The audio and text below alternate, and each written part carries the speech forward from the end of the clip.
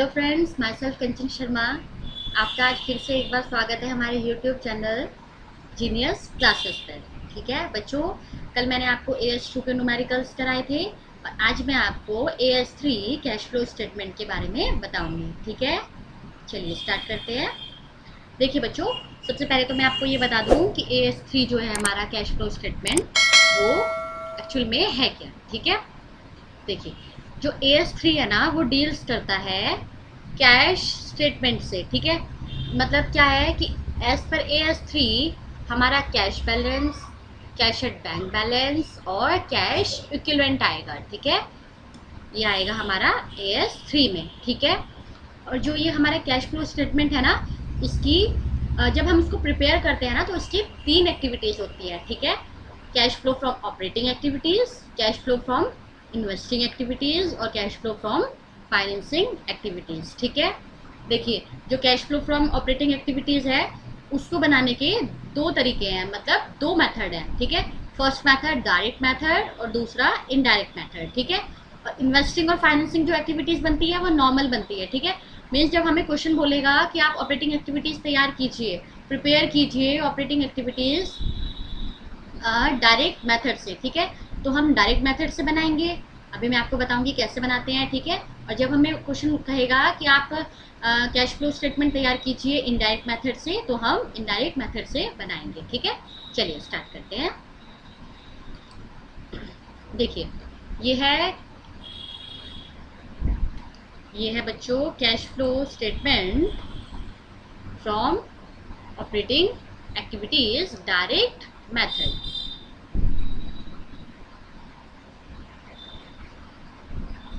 ठीक है, ये देखिए सबसे पहले ना इसमें क्या होगा, जब हम डायरेक्ट मेथड से बनाएंगे तो हम सबसे पहले ऊपर लिखेंगे cash flow from operating activities. ठीक है, ऑपरेटिंग एक्टिविटीज़ की मदद ऑपरेटिंग एक्टिविटीज़ में आएंगी, इन्वेस्टिंग की इन्वेस्टिंग में आएंगी और फाइनेंसिंग की फाइनेंसिंग में आएगी। ठीक है, अब ये जो परफॉर्मा है ना, ये हमें एक तरीके से याद करना है। याद से मतलब हमें अपने माइंड में सेट करना है इसको कि कहाँ पर क्या जाता है। ठीक है, ऐसा नहीं कर सकते कि ऑपरेटिंग की इन्वेस्टिंग में पहुंचा दो, इन्वेस्टिंग की फाइनेंसिंग में पहुंचा दो। ठीक है, ऐसा बिल्कुल नहीं करना है। ठीक है, चलिए अब आते हैं हम सबसे पहले ना, आप जब लिखेंगे ना, तो आप सबसे पहले क्वेश्चन में यहाँ पे पर्टिकुलर्स डाल के लिखेंगे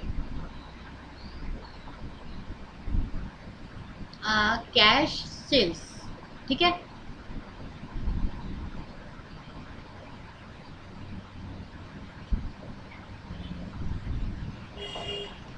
आप सबसे पहले लिखेंगे कैश सेल्स। ठीक है, देखिए जब आप क्वेश्चन स्टार्ट करेंगे ना, आप सबसे पहले यहाँ पर लिखेंगे कैश फ्लो। देखिए वैसे ऊपर लिखा हुआ है, ये देखिए आप सबसे ऊपर टॉप में आपको नजर आ रहा है ना, cash flow from operating activities. सबसे पहले तो इसको सब स्क्रीनशॉट ले लीजिए। ठीक है ना, जिससे आपको एक प्रॉपर नोट्स बनाने में हेल्प मिले। ठीक है ना,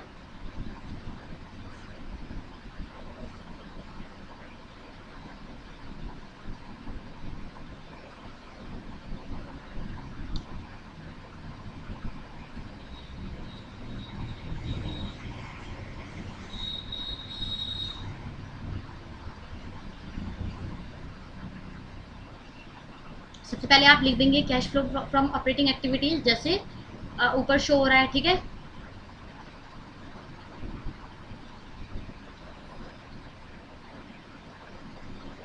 कैश फ्लो फ्रॉम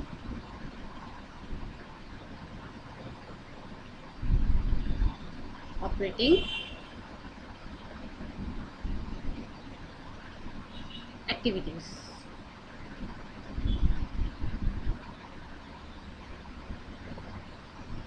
ठीक है, देखिए सबसे पहले हमारा आएगा कैश सेल्स। ठीक है, कैश सेल्स में हमें कैश की सेल्स लिखनी है। ठीक है, क्रेडिट सेल यहाँ पर नहीं आएगी। ठीक है, फिर कैश रिसीव फ्रॉम डेटर्स, जो हमें कैश रिसीव्ड हुआ है हमारे डेटर्स से। ठीक है, फिर वो आ जाएगा। फिर हमें लेस के जो आइटम्स हैं वो है cash purchase, cash paid to supplier, मतलब जो हमने क्रेडिटर्स को कैश पे किया है। ठीक है, और फिर हमारे एक्सपेंसेस आएंगे, बट कौन से एक्सपेंसेस आएंगे, सिर्फ कैश वाले। ठीक है, उसमें आपके एक्सपेंसेस कुछ भी हो सकते हैं, वेजेस, सैलरी, रेंट एक्सेट्रा, कुछ भी हो सकता है। ठीक है ना, फिर आ जाएगा आपका, मतलब ये इनको टोटल करने के बाद में कैश सेल्स को हमने कैश रिसीव फ्रॉम डेटर्स में ऐड कर लिया, ये ऐड का आइटम है। ठीक है,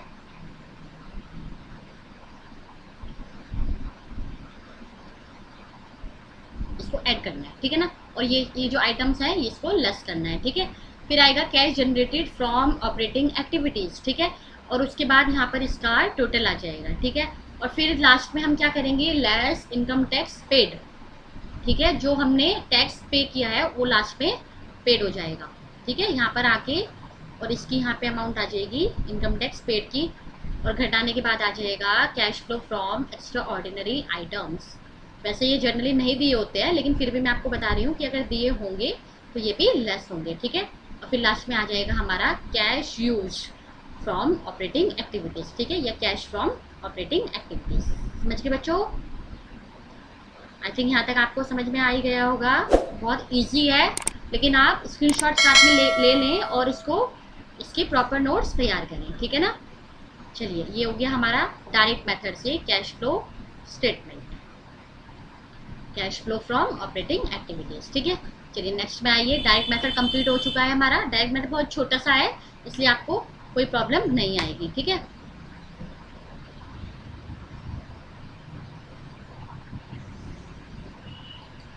चलिए अब आते हैं cash flow from operating activities. कौन से मेथड? यूजिंग इनडायरेक्ट मेथड, ठीक है।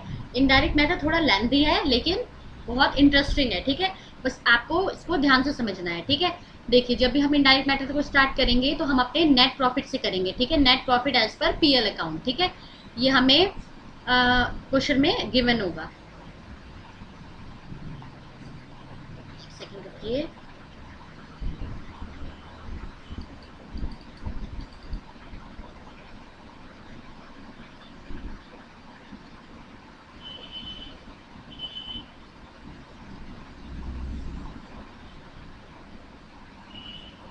ये हमें net profit before tax and extra ordinary item given है, ठीक है। अब इसमें हम ऐड करेंगे नॉन कैश आइटम्स, ठीक है, जिसमें हमारा होगा डेप्रिसिएशन, गुडविल और preliminary expenses, discount on issue, transfer to reserve और loss on sale of fixed assets या फिर loss on sale of investment, ठीक है। बच्चों, ऐड करना है नॉन कैश आइटम्स को, ठीक है। नॉन कैश आइटम्स में हमारे कौन कौन से हैं? Depreciation, goodwill, preliminary expenses, discount on issue of share, अगर हमने कोई शेयर डिस्काउंट पर इशू किया है, ठीक है, या फिर ट्रांसफर टू रिजर्व, ठीक है, जनरल रिजर्व आते हैं इसमें, ठीक है ना, और loss on sale of fixed assets and investment, ठीक है। बच्चों देखो, लास्ट में मैंने आपको बताया loss on sale of fixed assets, ये हमें ऐड करना है, तो ऑब्वियसली हमें प्रॉफिट को लेस करना है, ठीक है ना। जैसे कि अगर हमें loss on sale of fixed assets हुआ, ठीक है ना, कोई भी एसेट सेल करने में हमें लॉस हुआ तो हमें उसको ऐड करना है। ठीक उसी तरीके से जैसे प्रॉफिट होगा तो उसको लेस भी करेंगे ना। जब हम लॉस को ऐड कर रहे हैं तो प्रॉफिट को लेस करेंगे,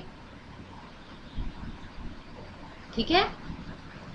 चलिए, लेस में आएगा non cash and non operating credits को, ठीक है। कौन कौन से हैं? सबसे पहले देखिए वही आया जो मैंने आपको बताया, profit on sale of fixed assets, ठीक है, profit on sale of fixed assets and investment. फिर आया provision for bad debts return back, ठीक है। बैड डेब्ट्स के जो भी प्रोविजन होंगे इसको भी लेस करेंगे। और फिर करेंगे इंटरेस्ट एंड डिविडेंड रिसीव्ड वाला हम लेस करेंगे, ठीक है, क्योंकि ये हमारी नॉन ऑपरेटिंग क्रेडिट्स हैं, तो इसलिए इंटरेस्ट एंड डिविडेंड रिसीव को हमने लेस कर लिया, ठीक है। फिर वही आ जाएगा हमारा operating profit before working capital changes, ठीक है। वर्किंग कैपिटल चेंजेस मतलब कि वर्किंग कैपिटल चेंजेस में हम क्या करते हैं, जो करंट एसेट्स और करंट लायबिलिटीज़ है ना, उसको चेंजेस करेंगे। मतलब चेंजेस मतलब हम देखेंगे उसमें डिक्रीज हो रहा है या फिर इंक्रीज हो रहा है, ठीक है। जब हमें क्वेश्चन गिवन होगा ना, मैं आपको ये AS3 के क्वेश्चन भी कराऊंगी, ठीक है, लेकिन अभी मैं सिर्फ इस वीडियो में आपको परफॉर्मेंस समझा रही हूँ, ठीक है। जब मैं आपको क्वेश्चन कराऊंगी तो आपको बहुत अच्छे से सब कुछ क्लियर हो जाएगा, ठीक है। देखिए, अब जब हम क्वेश्चन करते हैं तो हमें एक करंट एसेट्स में डेटर, स्टॉक, कुछ भी हो सकता है, BR वगैरह, ठीक है ना, और करंट लाइबिलिटी जैसे क्रेडिटर्स हो गए, BP हो गए, आउटस्टैंडिंग एक्सपेंसेस हो गए, वो सब हमें गिवन होगा, ठीक है। अब क्या होगा, जब हमें ऐड करना है ना, तो हमें ऐड की एक आइटम्स याद रखनी पड़ेगी। वो आइटम्स पता है क्या है? ऐड किसको करेंगे? Plus decrease in current assets, ठीक है। ये ट्रिक याद रखिएगा। मैं अपने टाइम में ये ट्रिक याद करती थी और कभी भी इस क्वेश्चन गलत नहीं होता था, ठीक है। Decrease in current assets, increase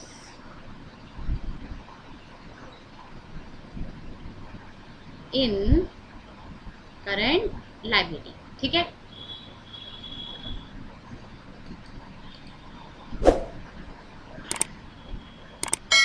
देखिए मैं इसको यहाँ पे भी लिखवा देती हूँ, आपको थोड़ा क्लियर हो जाएगा। ठीक है, ये देखिए हमें ऐड करना है, किसको ऐड करना है, हमें डिक्रीज इन करंट एसेट्स और इंक्रीज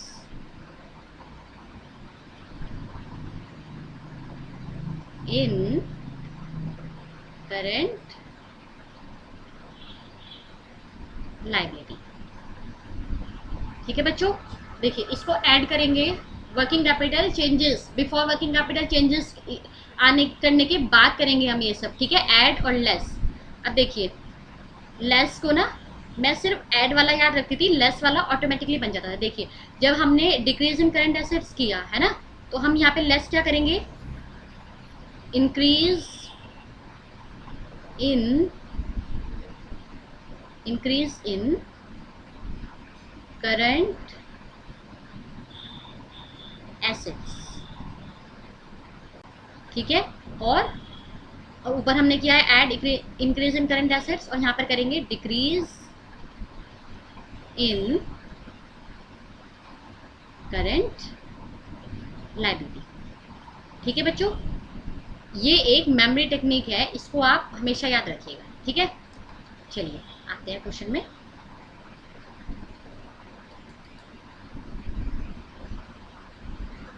देखिए ये देखिए नीचे लिखा है add increase in operating current liabilities, यही मैंने आपको लिखवाया है, और decrease in operating current assets. ठीक है, मैंने बोला था आपको ऐड करेंगे decrease in current assets, increase in current liability, इन दोनों चीज़ों को हमें ऐड करना है। ठीक है, और लेस किसे करना है, increase in operating current assets और डिक्रीज इन करंट लायबिलिटी को। ठीक है, मीन्स इसका रिवर्स कर देंगे, इसका उल्टा कर देंगे। ठीक है, और फिर आ जाएगा हमारा cash generated from operating activities, और फिर वही जो हम डायरेक्ट मेथड में भी करते हैं, लेस इनकम टैक्स पेड, या फिर एक्स्ट्राऑर्डिनरी आइटम को ऐड कर देंगे। ठीक है, जनरली एक्स्ट्राऑर्डिनरी आइटम नहीं गिवन होता हमें, लेकिन फिर भी मैं आपको बता रही हूँ कि परफॉर्मा हमसे यही कहता है कि ऐड करेंगे एक्स्ट्राऑर्डिनरी आइटम्स को। ठीक है, फिर आ जाएगा हमारा net cash flow from operating activities. ठीक है बच्चों, मैंने आपको डायरेक्ट और इनडायरेक्ट दोनों मेथड से ऑपरेटिंग एक्टिविटीज को सिखा दिया है। ठीक है, और जब हम क्वेश्चन करेंगे तो आपको और अच्छे से क्लियर हो जाएगा। चलिए अब हमारी ऑपरेटिंग एक्टिविटीज खत्म हो गई है, डायरेक्ट मेथड से भी और इनडायरेक्ट मेथड से भी। ठीक है, चलिए अब आती है नेक्स्ट एक्टिविटी, इन्वेस्टिंग एक्टिविटीज। ठीक है, ये देखिए cash flow from operating activities मैंने आपको समझा दिया, उसमें लिखा है प्रीवियसली एक्सप्लेन्ड इन डिटेल्स। ठीक है, अब आएंगे cash flow from investing activities में। ठीक है, चलिए देखिए जब इन्वेस्टिंग एक्टिविटीज की बात आती है तो क्या होता है, सेल ऑफ फिक्स्ड एसेट्स, ठीक है, sale of investment, purchase of fixed assets, purchase of investment, interest receive और dividend receive along to subsidiary. ठीक है, अब आपको ये परफॉर्मा मैंने बता दिया है, लेकिन इसमें कौन सा ऐड करना है कौन सा लेस करना है ये बताऊंगी मैं। ठीक है, ये परफॉर्मा तो आप याद कर ही लेंगे। ठीक है, लेकिन देखिए सेल ऑफ फिक्स्ड एसेट्स जो है ना, वो हमेशा याद रखिएगा ये हमारा प्लस का आइटम है। ठीक है, सेल ऑफ फिक्स्ड एसेट्स हमारा प्लस का आइटम है। सेल ऑफ इन्वेस्ट मतलब जब हमारी सेल होगी ना तो वो हम प्लस ही करेंगे, उसको ऐड ही करेंगे। ठीक है, और जब परचेज होगा कोई भी चीज़ तो उसको माइनस में करेंगे, मतलब ये देखिए ये सामने भी माइनस लिखा है, मतलब ये हमारी लेस वाली आइटम्स है। ठीक है, कौन सी वाली आइटम है, ये लेस वाली। ठीक है बच्चों, और इंटरेस्ट रिसीव्ड वो हमेशा इन्वेस्टिंग एक्टिविटीज़ में आएगा। ठीक है, इंटरेस्ट, डिविडेंड, रेंट ये सब इन्वेस्टिंग एक्टिविटीज़ में आएगा। ठीक है, लेकिन इंटरेस्ट पेड, डिविडेंड पेड ये हमारा फाइनेंसिंग एक्टिविटीज़ में जाएगा। ठीक है, नेक्स्ट एक्टिविटी हमारी फाइनेंसिंग है।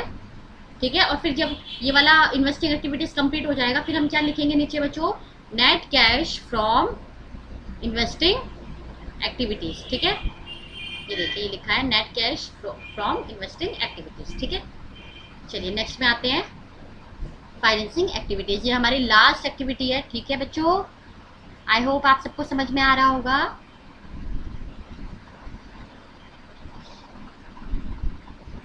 अगर नहीं भी समझ में आ रहा है तो मैं जब एग्जाम्पल कराऊंगी, आपको क्वेश्चन कराऊंगी, तो आपको बहुत अच्छे से क्लियर हो जाएगा। ठीक है,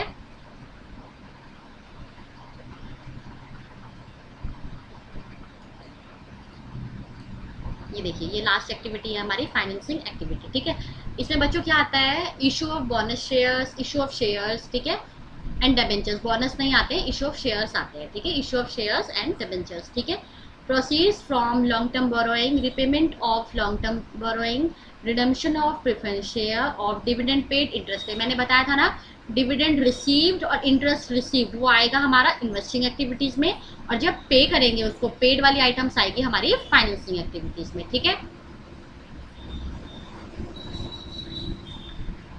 तो फर्म आप याद कर ही लेंगे, लेकिन देखिए जो इशू ऑफ शेयर्स है ना,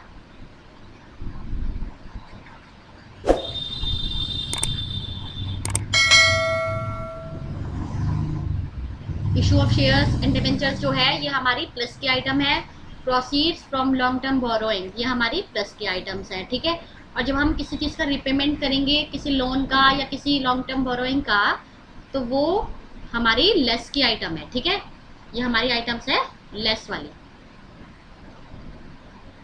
ठीक है, और जब रिडम्पशन करेंगे ये भी लेस की आइटम है। डिविडेंड पेड, इंटरेस्ट पेड मैंने आपको बता दिया, ये लेस का आइटम है, जो कि रिसीव वाला आता है इन्वेस्टिंग में, और पेड वाला आता है फाइनेंसिंग एक्टिविटीज में। ठीक है बच्चों, ठीक है, और लास्ट में आ जाएगा net cash from financing activities. ठीक है, net cash from financing activities. ठीक है, फिर लास्ट में क्या आता है, जो टोटल एक्टिविटीज होती है ना, ऑपरेटिंग, इन्वेस्टिंग और फाइनेंसिंग, उन सभी का हम टोटल लगाते हैं, मतलब उन सबको ऐड करते हैं। ठीक है, फिर हम लास्ट में लिख देते हैं cash flow from all activities. ठीक है, ऑल एक्टिविटीज में हमारी तीनों एक्टिविटीज आ जाएंगी। ठीक है, ये देखिए नीचे बताया भी हुआ है। ठीक है, cash flow from all activities, उसमें हम ऐड करेंगे opening cash and cash equivalent. ठीक है, कैश इक्विवेलेंट हमें गिवन होगा,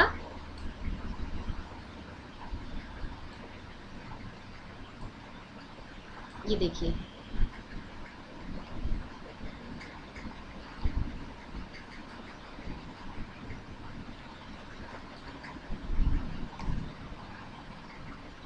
ये देखिए जब हमें ये आ गया हमारा net cash from financing activities. ठीक है, मतलब हमारी लास्ट एक्टिविटी फाइनेंसिंग थी ना, इसलिए हमने इसका टोटल लगा दिया। ठीक है, फिर हम लिखेंगे cash flow from all activities. ठीक है, ऑल एक्टिविटीज, ऑल एक्टिविटीज का टोटल आ जाएगा यहाँ पर।